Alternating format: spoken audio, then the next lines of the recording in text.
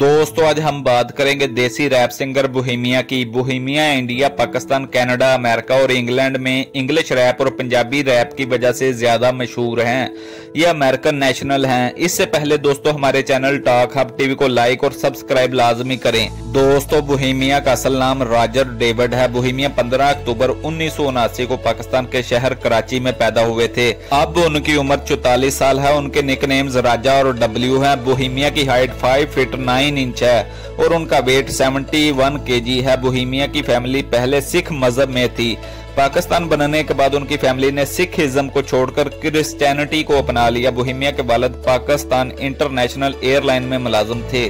उनकी फैमिली चंद साल कराची में रही और पेशावर शिफ्ट हो गए, जहां बोहेमिया ने इब्तदाई तालीम हासिल की। जब बोहेमिया 13 साल के थे तब उनकी फैमिली अमेरिका मुंतकिल हो गई। अमेरिका में जाकर बोहेमिया दिमागी तौर पर सेटल नहीं हो पा रहे थे। बोहेमिया को शेर व शायरी लिखने का और मौसीकी का शौक 11 साल की उम्र से ही था।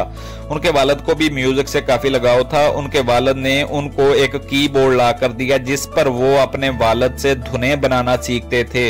इसी दौरान जब बोहेमिया 16 साल के हुए तो उनकी वालिदा कैंसर से वफात पा गईं, जिसके दुख से उनके वालिद ज्यादा टाइम शराब के नशे में रहते और अपने बेटे बोहेमिया को बुरा भला कहते। बोहेमिया जो के वालिदा से बहुत करीब थे वो पहले ही टूट चुके थे।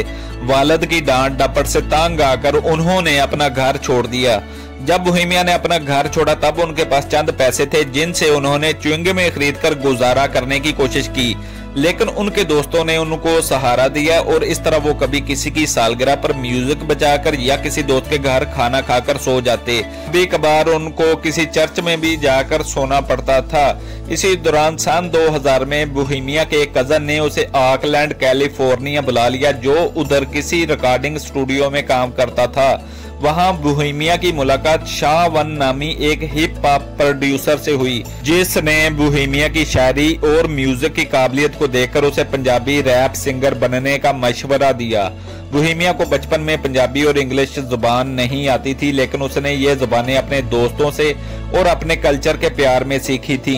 बोहेमिया ने 2002 में अपनी पहली इंडिपेंडेंट एल्बम भी लॉन्च कर दी, जिसका नाम उन्होंने विच परदेसा दे रखा। बोहेमिया की दूसरी एल्बम पैसा नशा प्यार 2006 में एक international music company universal records ने रिलीज की। इस एल्बम ने बोहेमिया को पाकिस्तान और इंडिया में शोहरत की बुलंदियों पर पहुंचा दिया था। बोहेमिया के गानों ने बीबीसी में टॉप 10 सॉन्ग्स में भी अपनी जगह बनाए रखी। इसके बाद उनकी तीसरी एल्बम द रैप स्टार, फिर आ थाउजेंड थॉट्स, फिर इसके बाद skull and bones final chapter, फिर स्कल एंड बोन्स 2 के नाम से उनकी 4 एल्बम्स अब तक आ चुकी हैं।